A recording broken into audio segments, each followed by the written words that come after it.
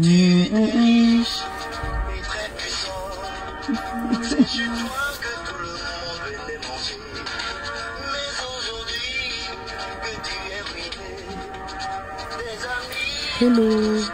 hello, hello.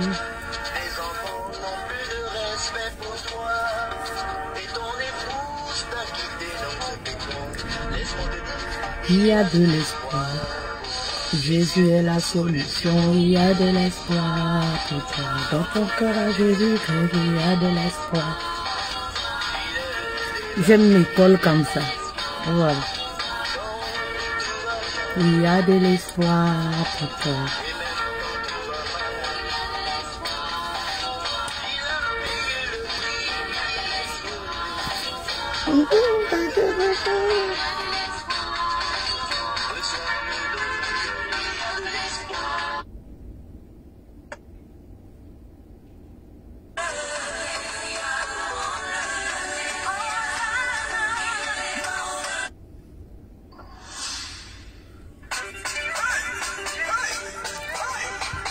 Comme ça. Hello, hello, bonjour, j'espère que vous allez bien. J'espère que vous allez bien. Moi, je suis très contente d'être, voilà, d'échanger encore une fois de plus aujourd'hui avec vous. Ah, voilà. Pour les personnes qui ont manqué, ben, voilà, on a eu un moment d'échange exceptionnel dimanche dernier, comme vous le savez. Voilà, on a eu une conférence qui était offerte, voilà, par mon équipe et moi, dimanche dernier sur le thème, voilà, comment se reconstruire après une infidélité. C'était vraiment un moment intense, un moment d'échange. C'était extraordinaire. Par la grâce de Dieu, tout s'est bien passé. Voilà, même les spectatrices, voilà, ont profité, voilà, de cette offre en silence. C'est le but, c'est le plus important, donner du sourire. Je suis très contente, voilà, très contente de savoir que beaucoup de reines sont revenues, retrouvées, retournées à l'essentiel. Vous savez, ici, c'est des lives. Vous allez comprendre, savoir à faire la différence entre les lives et une conférence et un coaching privé. C'est pas pareil. Il y a des femmes qui pensent que, ouais, tu n'aimes pas. Je lis même souvent certains commentaires. Tu détestes les femmes, tu as un problème particulier avec les femmes, mais ça me fait mal. Je dis, mais je suis choquée. Parce qu'il y a certains commentaires, je ne me reconnais pas dans ça. Je dis, ben, elles font pas la différence entre, c'est pas un coaching privé où je dois m'attarder sur ta personne. C'est pas une conférence. Ben non. Voilà. Néanmoins, aujourd'hui, on redébute, voilà, les lives, voilà, avec un nouveau thème. Mon mari ne m'écoute pas, mon mari ne me dit pas tout, mon mari ne communique pas, il ne parle pas.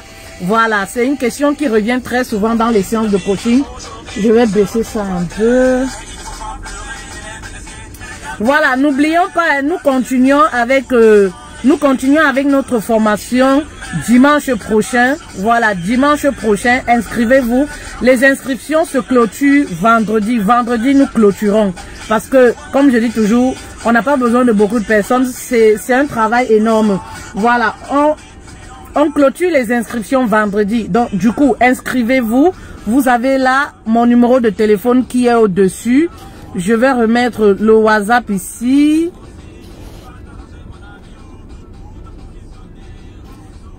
Voilà.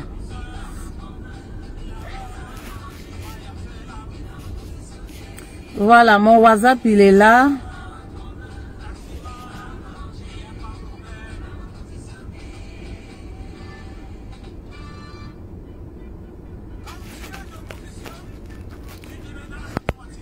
Le WhatsApp, il est là. Voilà. Si vous avez besoin de reconstruire votre couple, vous reconstruisez et reconstruire votre couple. Nous continuons dimanche, je disais. Voilà, inscrivez-vous. Les places sont limitées. Voilà, vous connaissez ce qu'il y a lieu de faire. Il faut payer le prix dans tout ce qu'on fait, un tout petit peu, les reines. Un tout petit peu. On fait des lives, on donne. On fait des publications, on donne. On fait des conférences gratuites, on offre, on donne. Voilà, mais un tout petit peu au bout d'un certain moment. Voilà, pour couronner le tout, on a besoin de savoir que vous êtes véritablement investi. Et lorsque vous donnez quelque chose, ça prouve aussi votre bonne volonté. Ces personnes qui ne veulent pas payer le prix, ces personnes dont quand on parle d'argent fuit, disparaître, c'est des personnes qui ne sont pas prêtes véritablement à changer, à se reconstruire. Voilà. Si vous n'êtes pas prête, ça ne sert à rien. Si vous ne pouvez pas payer le prix, 1 centime, 1 euro, ça ne sert à rien. Voilà. À un moment, il faut payer le prix. Il faut payer le prix, c'est important. Alors, n'oubliez pas comme ça notre Dieu-Ka. Le Dieu-Ka est disponible là. Nous avons eu l'arrivage. Excusez-moi, les colis vont partir aujourd'hui. Voilà, donc c'est l'occasion, une fois de plus, passez vos commandes. C'est 15 €. Frais d'expédition, 5 € en France. Nous livrons partout. Voilà, vous pouvez associer ça au beurre de karité. Les vertus du Dieu-Ka, voilà, je vais me répéter encore. Le Dieu-Ka, c'est une plante naturelle qui nous vient de l'Afrique de l'Ouest. Voilà, dans les villages lointains. Voilà, le Dieu-Ka vous permet de rétrécir votre vagin. Après l'accouchement, de ressortir tous les déchets. Voilà, après les saignements aussi, de vous nettoyer en profondeur après les saignements. Si vous avez l'habitude de saigner avec des cailloux, vous avez des règles douloureuses, voilà, le Dieu-Ka vous buvez et ça y est, ça vous guérit. C'est effet immédiat. Si vous avez des pertes blanches nauséabondes qui reviennent à chaque fois, les pertes blanches, à un moment, vous prenez des ovules, vous faites le PC ou c'est le PCV, mais après 3 mois, 6 mois, les pertes blanches, voilà, reviennent, refont surface. Le Dieu-Ka, c'est effet immédiat. Voilà, si vous êtes cette femme-là, vous avez les sécheresses vaginales là, le Dieu-Ka est efficace également. Vous avez les picotements, c'est vraiment effet immédiat quoi. Le Dieu-Ka est... Voilà, s'il y a quelqu'un qui a acheté le Dieu-Ka qui n'a pas eu de résultat, la personne vient me voir, peut écrire même en commentaire. Voilà. Je vous vends ce que j'utilise. C'est une vitamine également pour le teint. Vous voyez mon teint, non? Voilà, le teint là qui dia. Voilà, c'est pas, il y a pas hydroquinone dedans, c'est pas non, voilà. C'est pas le ginseng, c'est ça, vitamine. Voilà, ça lave le teint. Voilà. Donc, les femmes enceintes n'utilisent pas, vous pouvez utiliser en fin de grossesse. Vous faites tiédir, vous faites bouillir, vous recueillez, vous faites tiédir, vous faites votre toilette avec. Vous buvez également. Ça soigne pas mal de choses, y compris vous ajoutez avec un bon beurre de karité. Naturel, efficace. Le beurre de karité, les vertus de ça. Hein. Ah, vraiment de Dieu. Je vous donne les secrets. Vous refusez les épouses, même les femmes qui sont déjà en activité sexuelle. C'est pas seulement les épouses. Bon, comme je m'adresse très souvent aux épouses, voilà pourquoi j'ai ce lapsus là. Voilà. Les femmes qui sont déjà en activité sexuelle là, voilà, c'est bien pour utiliser. Les femmes qui viennent d'accoucher, qui ont accouché 4 enfants, qui n'ont jamais, voilà, utilisé des trucs naturels, ça marche. Pas d'effet secondaire.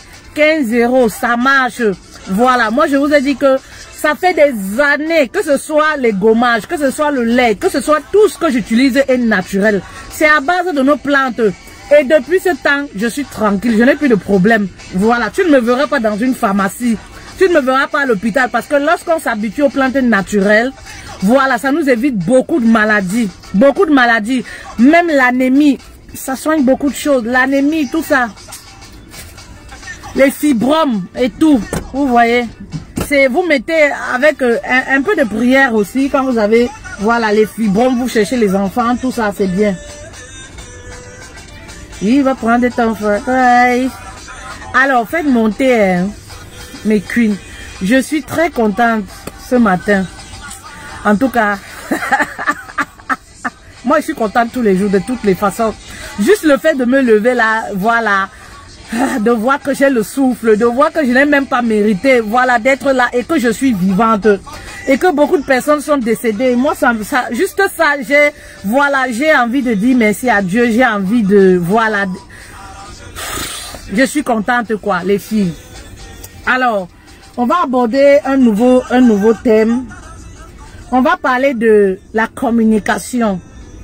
On va parler de la communication. Mon mari ne communique pas. Si vous avez remarqué les vidéos, à chaque fois, je vais... il y a des jours où je vais parler des hommes, il y a des jours où je vais parler des femmes. Voilà, à votre demande sur les thèmes. Voilà. Donc, on va faire comme ça, il y a un peu d'égalité et on éduque aussi nos hommes. C'est très important parce que on a remarqué que beaucoup d'hommes ne sont pas éduqués sur le mariage. Voilà, c'est peut-être une occasion aussi. Mais aujourd'hui, on va parler de ces hommes-là, ces époux-là qui ne communiquent pas.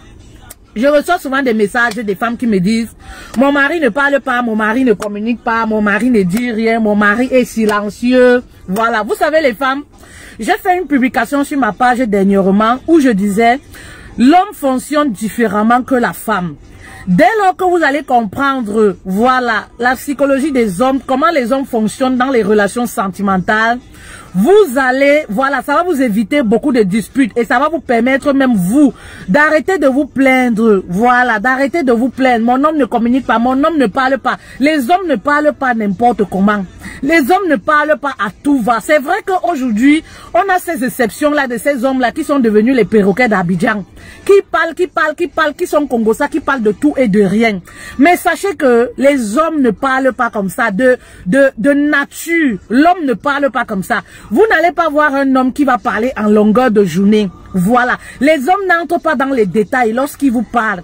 Et si vous ne comprenez pas ça, vous aurez toujours tendance à croire que voilà, votre mari vous boude, peut-être vous avez offensé, peut-être vous l'avez fait quelque chose de mal. Il y a des moments où l'homme a besoin d'être dans sa caverne. L'homme a besoin de se retrouver seul pour remettre en place ses idées. Les hommes n'ont pas toujours besoin d'être accompagnés 24 heures sur 24.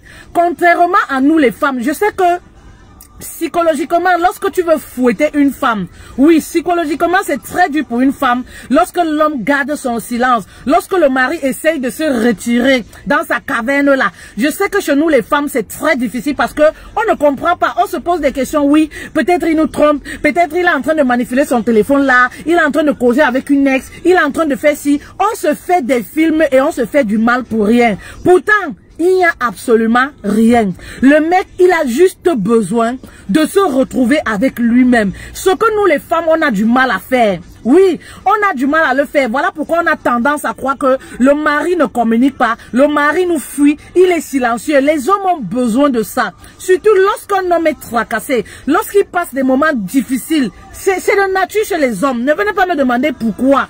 La science même le confirme. Voilà, c'est de nature chez les hommes. L'homme a besoin à un moment de se retrouver seul.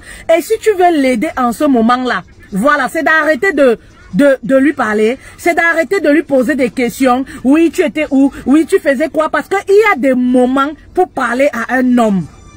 Il y a des moments pour parler à un homme. Je disais, lorsqu'un homme est tracassé, voilà, il a envie, voilà, de remettre les idées en place, de trouver des solutions. Il a besoin de se retirer un peu de vous. Et vous allez voir que quand votre mari se retire un peu, lorsqu'il revient vers vous pour la communication, il est tout joyeux, il est tout content. Vous avez l'impression qu'il était en train de causer à une maîtresse. Vous avez l'impression qu'il parlait peut-être avec sa mère. Non, parfois il ne parlait avec personne. Il avait besoin juste de ce moment-là. Juste de ce moment-là pour être tranquille, pour être toute seule.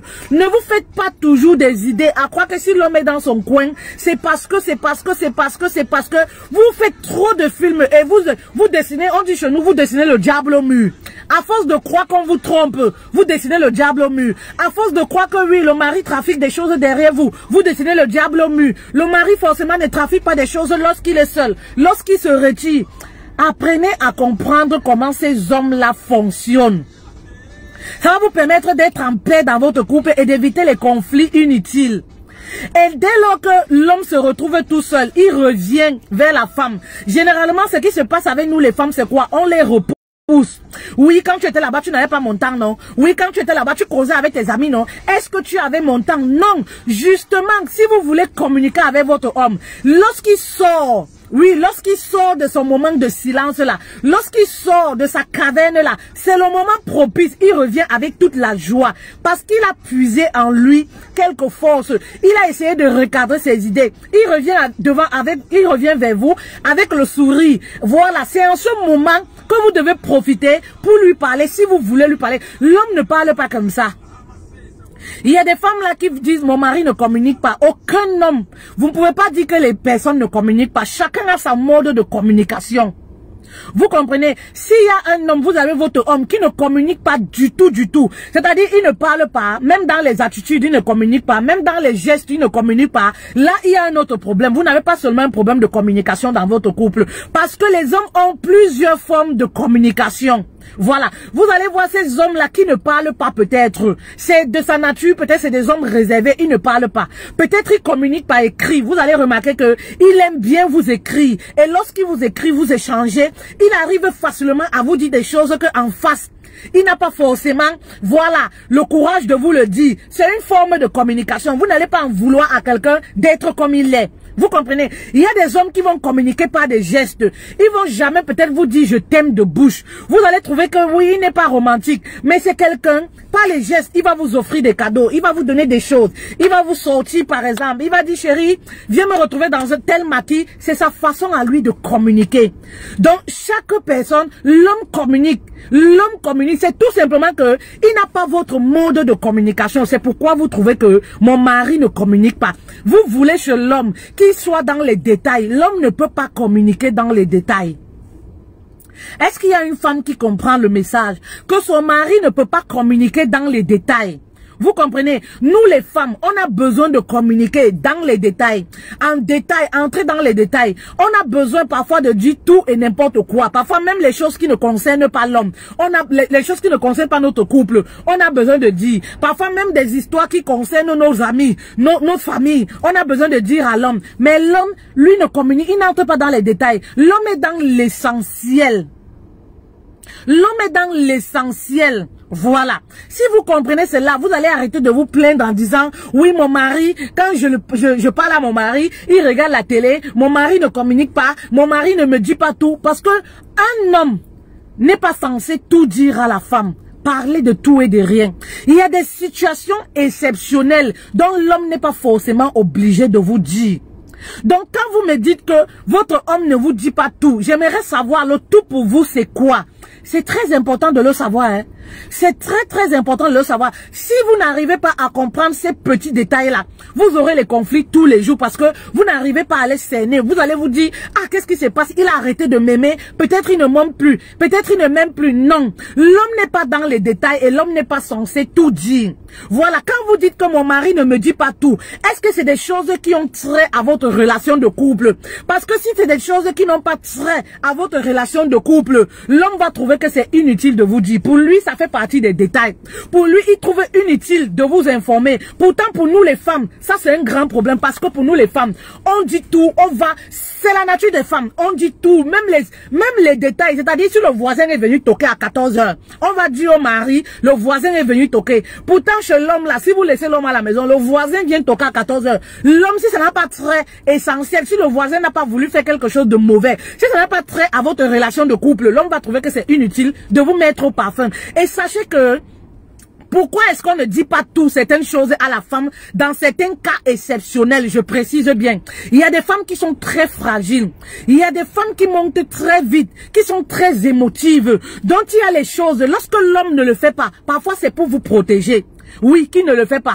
Parfois, c'est par amour pour vous qui ne le fait pas. C'est pas parce qu'il ne vous aime pas. C'est pas parce que, voilà, il ne communique pas dans la relation. C'est pas parce qu'il vous cache des choses. Non. Acceptez que pour le bien de votre couple, il y a des choses qui sont, dont l'homme ne devrait pas vous dire.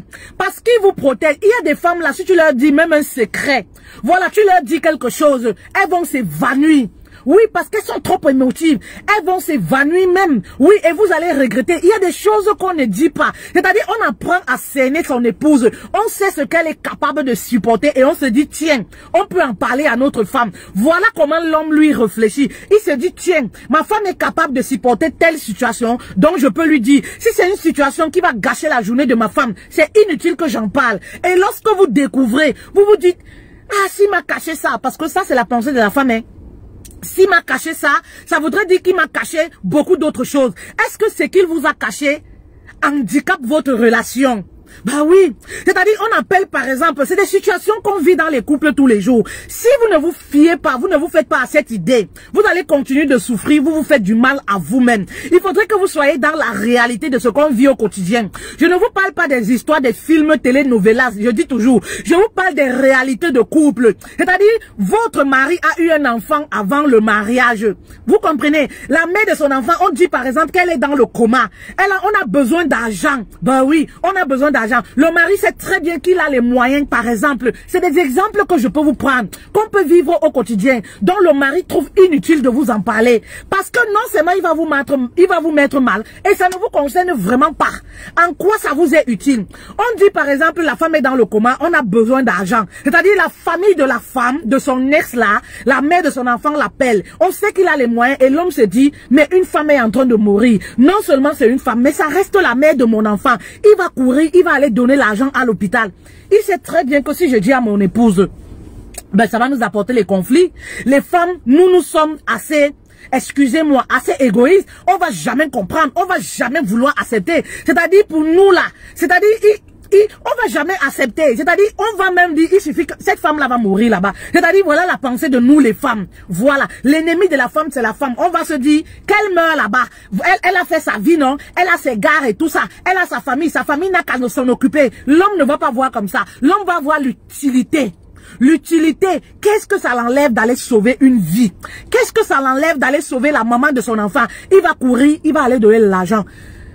Le jour où vous découvrez ça, hein, par hasard comme ça, après quelques années, vous découvrez que c'est votre mari qui avait sauvé financièrement la vie de son ex-femme ou son ex-copine, la mère de son enfant. Ça, il faut préciser. Ça reste quand même la mère de son enfant. Il y a un enfant qui est en jeu. Aucun enfant n'aimerait vivre sans ses parents. C'est l'essentiel, l'utilité que le mari lui voit les choses comme ça. C'est comme ça que l'homme réfléchit. Nous les femmes, on est dans nos émotions. Elle est malade, tant pis, elle n'a qu'à mourir là-bas. Elle a sa famille, elle a son show. Elle n'a pas de show. Voilà la question qu'on va demander au mari. Elle n'a personne dans sa vie. Elle a les shows, non? Pourquoi c'est toi qui dois aller sauver sa vie? C'est parce qu'on voulait que tu te réconcilies avec elle. Voilà l'imagination de la femme. Ah oui, c'est parce que c'est des moyens qu'on trouve, par exemple, pour que tu la revoies, pour que vous soyez encore ensemble. Parce que pour nous, les femmes, c'est ce pour nous. Rien, tout pour nous, rien pour les autres. Tout pour nous, les femmes, rien pour les autres. Vous comprenez? Le jour où je disais, vous découvrez ça, vous en faites un problème. Mais il fallait me dire, tu avais donné combien? Non, pourquoi tu ne m'as pas dit? Hein? Tu allais dans, pourquoi tu ne m'as pas dit? Il fallait me dire, si tu me disais, je n'allais pas refuser. Mais si l'homme savait que s'il te disait, non seulement tu allais refuser, mais si tu ne refusais pas, il savait que ça allait même te rendre triste. Juste le fait de savoir que il va aller là-bas donner dans cette famille, il va aller donner l'argent. Je vous prends, c'est des exemples tout bêtes. Voilà pourquoi je vous dis, ne dites pas toujours, mon homme ne me dit pas tout. Le tout là a trait à quoi? Est-ce que c'est quelque chose qui handicape votre couple? Si c'est pas quelque chose qui handicape votre couple, mesdames, concentrez-vous sur votre couple. Vous aimez trop savoir et c'est les longs yeux là qui détruisent souvent vos couples. Les femmes ont toujours les longs yeux à tout savoir. Il y a des choses dont si on ne vous dit pas, vous êtes épanoui, vous êtes heureux. Vous savez, je dis souvent aux femmes même en formation, vous avez besoin de la paix du cœur. Vous avez besoin de votre sérénité. Évitez de créer les situations qui vont vous mettre mal. Parce que vous vous faites du mal à vous-même. Oui. Évitez des situations qui vont vous mettre mal. Il y a des femmes là qui disent, oui, je préfère que tu me dises, j'aime tout savoir, mais quand tu leur dis, il suffit de voir comment elles se morfondent. Elles vont même, tu as l'impression que tu les as tuées. Vous comprenez? Et l'homme, lorsqu'il voit ça, par amour pour son épouse, il se dit, non, ça ne sert à rien que je dise à ma femme. Ça ne sert à rien que je mène ma femme, il voit sa femme, elle est toute joyeuse, elle est toute épanouie. Ça sert à quoi qu'il ramène une histoire bidon? Il préfère se réfugier dans son coin. Oui. C'est-à-dire, il y a des situations dont l'homme va dire l'homme va dire à la femme des choses en fonction de la femme qu'il a. Vous comprenez? Il y a des femmes qui sont trop impulsives, dont l'homme va trouver qu'il y a des situations. Sa maman, par exemple, a mal parlé de vous. Sa maman vous a insulté. Vous trouvez que c'est normal qu'il porte, il vienne vous dire parce qu'il faudrait qu'il vous dise tout? Ben non, il sait très bien comment vous êtes impulsive. Il va vous mettre en conflit les deux familles et il se dit, ça sert à quoi? C'est pas le but. C'est pas le but. Il préfère prendre sur lui. Il vous préserve du mal. Est-ce qu'il y a une femme qui comprend la profondeur du message? Lorsque le mari vous épargne certaines choses, de ne pas vous dire, il vous préserve du mal. Tu es dans ton foyer, arrêtez de vouloir toujours tout savoir. Oui, tu es allé avec ta mère, tu étais avec tes soeurs. Qu'est-ce qu'elles ont dit sur moi? Elles ont encore passé le temps à m'insulter. Vous voulez que dès que le mari aille voir la belle famille, ses parents ou ses soeurs, qu'il vienne vous dire détail par détail? Non, il va pas vous entrer dans les détails. Si on vous a insulté là-bas, vous voulez qu'il vous dise, non, il faut me dire. Tu es mon mari, non, il faut me dire. Il va vous protéger, il va vous épargner de tous les détails. Il ne va pas vous dire. Il y a des femmes, par exemple, qui sont trop commères. Il y a des femmes, par exemple, elles sont trop commères. Le mari sait que le secret, si je dis à ma femme, elle va divulguer. On dit les choses en fonction de la personne qu'on a en face de soi. C'est comme ça que les hommes réfléchissent. Vous comprenez? Et il y a même les métiers que les hommes font qui ne leur permettent pas de tout dire à leur épouse. C'est-à-dire, vous avez un mari qui est médecin. Voilà, il a des cas dramatiques. Il a par exemple votre copine qui est par exemple malade, qui a une maladie chronique. Voilà, il va pas venir à la maison parce que c'est votre copine. Il va vous relater tout. Demain, lorsque vous allez découvrir que oui, la copine là se faisait soigner par votre mari, vous allez dire, chérie, tu me caches des choses, hein? Ben, pourquoi tu ne m'as pas dit? Tu sais quand même que c'est ma copine. C'est des choses, il n'a pas besoin de vous le dire. Vous avez par exemple un homme de Dieu, un pasteur, vous allez l'en vouloir. Ah oui, pourquoi tu ne me dis pas ci, pourquoi tu ne me dis pas ça? C'est-à-dire, il y a un homme là qui va venir lui raconter des choses. Oui, un couple va venir se confier à lui. Le couple va se confier à lui et lui à la maison, il va retourner. Il va relater tout à son épouse. Ah, tu sais, le couple Isla, ils sont venus chez moi. Vraiment, est-ce que tu sais que le mari là n'éjacule pas? Est-ce que tu sais que la femme du monsieur, du frère tel là, l'a trompé? Ils sont dans les sérieux palables, hein? Ça fait 5 mois, ils sont chambre couchée. Tu dis à ta femme, hein, sachant très bien que sa bouche là, ça porte pas caleçon. Qu'est-ce qui se passe? Demain, toute l'église est au courant. Tout le quartier est au courant parce que la femme prend, elle passe dit à sa meilleure copine. La meilleure copine a également sa meilleure copine. L'autre meilleure copine, troisième, elle a également sa meilleure copine. Et c'est comme ça que la nouvelle est répandue partout. C'est pour vous dire que même, c'est de l'immaturité. S'il y a même des hommes qui le font, ne le faites plus. S'il y a même des hommes qui le font, ne le faites plus. Il y a des choses qui restent intimes, secrets pour les hommes, dont nous les femmes, on n'a pas forcément besoin de le savoir. C'est pas parce que le mari ne nous aime pas. Je vais encore vous prendre un exemple tout bête de quelque chose que moi personnellement j'ai vécu. Et si j'étais comme ces femmes-là, vous comprenez, ces femmes insensibles qui n'acceptent pas de voir d'être dans la réalité de ce qu'on vit. J'allais dire à mon mari, mais pourquoi tu ne m'as pas dit? Mais pourquoi? Tout de suite je comprends le pourquoi il ne m'a pas dit. Parce qu'il préservait ma bonne humeur. Il voulait que je reste telle que je suis, heureuse. Voilà. Je vous prends un exemple tout bête par exemple. Le jour de mon mariage, comme je vous dis que le diable n'aime pas le mariage là, partagez la vidéo pour... Voilà, interpeller un couple quelque part, une femme quelque part. Pour recadrer une femme quelque part, c'est important. On apprend tous les jours, on ne finit pas d'apprendre. Voilà, on ne finit pas d'apprendre. Si ça ne t'intéresse pas le message, partage, ça va intéresser ta voisine, ça va intéresser quelqu'un quelque part, sauver un couple quelque part. Et faire de telle sorte que la femme regagne sa paix intérieure. Parce que au final, on se fait du mal pour rien. À vouloir trop creuser, ça nous met mal, ça gâche nos journées. Le truc c'est ça, on se fait du mal à nous-mêmes les femmes pour rien. Je disais tantôt, le jour du mariage, à 30 minutes ou 45 minutes, si j'ai encore bonne mémoire, je n'ai pas toujours l'appel du chauffeur, la voiture qu'on avait pris en location. J'ai dit, mais qu'est-ce qui se passe? Entre-temps, je lance l'appel. On était en train de me maquiller, c'était la phase de maquillage. J'appelle le monsieur, l'agence de la voiture. Je dis, mais il ne nous reste plus que 30 minutes, 40 minutes. Vous êtes à 1 heure de nous, mais vous arrivez à quelle heure au final? Vous devez être garé normalement avant, parce que s'il y avait les prises de photos et tout ça avant le mariage. Non, madame, on a informé votre mari que on est tombé en panne, il y a eu un problème sur l'autoroute. Malheureusement, on ne peut plus venir. On a même essayé de vous trouver une voiture et tout ça, on n'a pas pu. De toutes les façons, on a géré tout ça avec votre mari. J'ai dit quoi? Je suis assise, on est en train de me maquiller. Mais la larme, une larme est sortie comme ça. J'ai dit que mais ça s'annonce mal. Une larme est sortie. J'ai vu une larme. Moi qui ai les larmes difficiles, j'ai vu une larme couler comme ça. Je dis quoi? J'étais dépassée au téléphone. J'appelle mon mari puisque voilà, vous savez quand c'est déjà l'heure du mariage et tout, on était en train de me maquiller, la dame là met bien ton visage et tout, l'heure est en train de passer et tout ça. Voilà comment j'appelle mon mari, je dis que hey coucou, le monsieur de la voiture me dit que la voiture a fait comment, explique-moi. Il me dit que chérie, laisse tomber tout ça, c'est pas la voiture que j'épouse, c'est toi que j'épouse, focalise-toi sur... J'ai voulu sortir de ma bouche, mais et pourquoi tu ne m'as pas dit? Mais, vous savez, nous les femmes, lorsqu'on veut se marier quand même, on choisit la voiture dans laquelle on veut se marier. Vous comprenez? C'est-à-dire, c'est un moment exceptionnel. On veut rendre ce moment inoubliable. Donc, pour moi, cette voiture, c'était mon rêve. C'était, voilà, je dis, mais non, tu peux pas me dire ça. Le monsieur t'a dit ça quand? Je vais d'abord chercher à comprendre. Il me dit, chérie, les détails, c'est pas le moment. Franchement, concentre-toi sur toi. Je n'épouse pas la voiture, c'est toi que j'épouse. Même si c'est à pied, je vais t'épouser. Je suis restée, vous connaissez nous les femmes. Je suis restée, mais tout de suite, j'ai ravalé tout ce que je voulais dire. Tout de suite, je me suis dit, ah, il a raison, c'est moi qui l'épouse, c'est pas la voiture. J'ai laissé tomber. Imaginez-vous une autre femme, tout de suite, l'état dans lequel elle devait être, elle va pas monter dans la voiture de ses rêves, elle va monter dans leur voiture du quotidien et tout ça.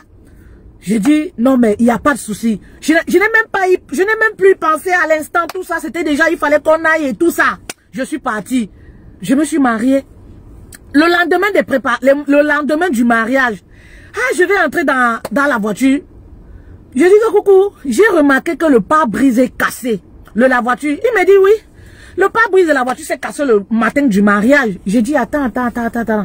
Tu veux me dire que quand je suis montée dans la voiture, pour aller me marier, je suis montée dans une voiture dont le pare-brise était, le pare-brise était cassé, parce que vous savez, lorsqu'on est emporté avec tout ce monde qui nous entoure, il y a des choses qu'on ne remarque pas forcément. Il me dit oui, la voiture s'est endommagée le matin du mariage à 9 h. Justement, je n'étais pas dit parce que tout ça n'était pas important.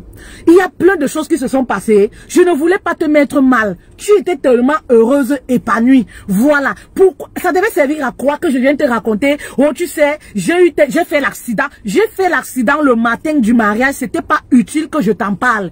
Je suis partie quand le monsieur m'a dit, voilà, quand le monsieur m'a dit que on ne pouvait pas avoir la voiture. J'ai contacté certaines personnes à Creil qui pouvaient me louer une voiture que tu aimes bien. Je voulais te faire cette surprise. Malheureusement, j'ai fait l'accident. Comme tu comprends les choses de diable là. J'ai fait l'accident. Les gens là m'ont dit qu'ils vont venir, ils vont se déplacer. Ils sont venus. Ils m'ont appelé quand nous étions déjà à la mairie. C'est-à-dire, on disait que oui, on reçoit la mariée. Ils m'ont dit qu'ils sont en train de prendre la route. Je les ai dit que c'est inutile. Vous ramenez la voiture.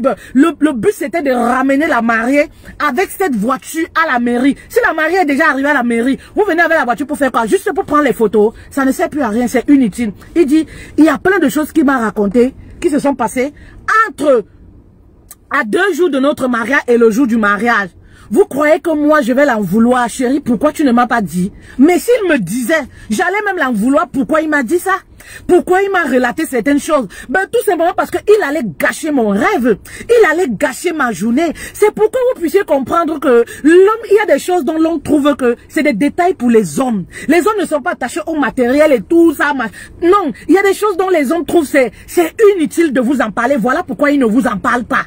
Vous comprenez? Voilà pourquoi il ne vous en parle pas. Je vous prends des exemples tout bêtes comme ça pour que vous puissiez comprendre que il y a des choses dont l'homme trouve inutile d'en parler. Il faudrait que vous puissiez vous faire à l'idée de tout ça. Ça va vous empêcher, hein? Ça va vraiment vous empêcher de vous faire des films. Vous comprenez? Et je disais tantôt comme ça que les hommes communiquent. Et si votre mari a du mal à communiquer, trouvez le bon moment pour communiquer. Lorsque l'homme qui n'a pas l'habitude de communiquer, voilà, se met dans son coin, se retracte. Voilà, lorsqu'il est dans ce moment de caverne là, dans sa caverne là, il y a des moments où vous pouvez l'amener à communiquer. C'est-à-dire, lorsqu'il sort de sa caverne là, il vient vers vous, il est content, comme je le disais. C'est en ce moment que vous devez communiquer. Et sachez que l'homme est attentif à 48 secondes pour écouter. L'homme est attentif pendant 48 secondes. Donc, lorsque vous commencez à parler à quelqu'un qui n'aime pas écouter, quelqu'un qui n'aime pas parler, vous commencez un truc que vous devez commencer à aller juste au but. Vous commencez à vouloir raconter, relater tout. Ah, tu sais, je vais te raconter le problème, mais je vais d'abord te dire, parce que c'est nous les femmes ça, on veut expliquer d'abord les choses avant d'arriver à l'essentiel, avant d'arriver dans le but même du sujet. Et l'homme, le cerveau direct le déconnecte de ça. C'est pourquoi vous aurez l'impression que vous commencez à parler à un homme, après il prend son téléphone, après il est distrait, parce qu'il est attentif pendant 48 secondes. C'est comme ça que l'homme a été constitué. Vous comprenez? C'est comme ça que l'homme a été constitué. Alors, si vous voulez même amener ce genre de personnes à être à l'écoute, vous devez créer des jeux. Vous devez créer des jeux. Voilà. Lorsque vous créez des jeux avec ce genre de personnes et une certaine routine du couple, du genre, vous avez peut-être un moment où vous regardez un film à deux. C'est-à-dire, il faudrait que vous sachiez qu'est-ce qui fait sourire votre mari, qu'est-ce qui l'amène parfois à parler. Par exemple, au début de votre relation, est-ce que certaines choses l'amenaient beaucoup plus à s'ouvrir? Vous savez, on a grandi dans une culture où les hommes ne montrent pas leurs faiblesses. Les hommes n'ont pas droit, voilà, n'ont pas droit de se plaindre. Et beaucoup d'hommes ont grandi avec cette culture-là. Je voudrais que les femmes comprennent très bien le fonctionnement de certains hommes. Il y a des hommes qui ne peuvent pas se plaindre. Il y a des hommes qui ont du mal à montrer leur faiblesse. C'est-à-dire, même s'il souffre, il meurt. Même s'il manque d'argent, parfois il va aller prêter l'argent ailleurs. Il va pas prêter à sa femme. N'allez pas lui demander, mais pourquoi tu ne m'as pas dit?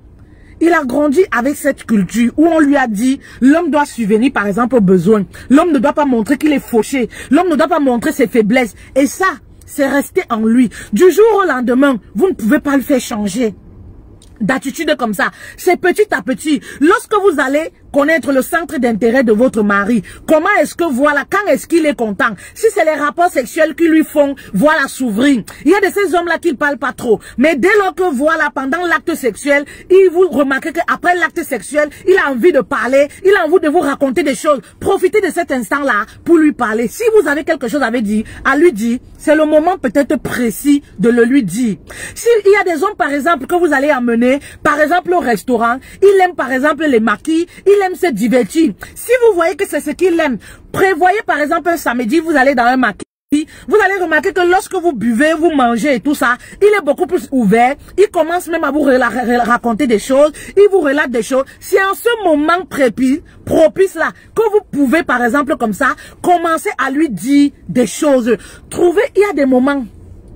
Oui. Comme je disais, les hommes ne parlent pas comme ça, n'importe comment. Oui.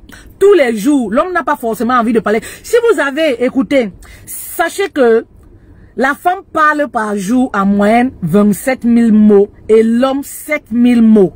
Ce qui veut dire quoi? Si vous avez par exemple un mari qui a un travail où il est amené à beaucoup trop parler, vous allez vous rendre compte que ce genre d'homme, lorsqu'il arrive à la maison, il a besoin d'un peu de calme, d'un peu de silence. Ce genre d'homme, vous ne pouvez pas l'obliger à être bavard à la maison parce qu'il a épuisé parfois son stock dehors. Et pas dehors n'importe où. Oui, il a épuisé son stock au boulot. Voilà. Donc ce genre de mari-là, quand il arrive à la maison, il va être beaucoup plus dans l'essentiel. Et parfois, c'est le jour où il est en joie, il est en gaieté. Il va vous raconter, si vous vous rappelez, des choses parfois qui sont déjà passées.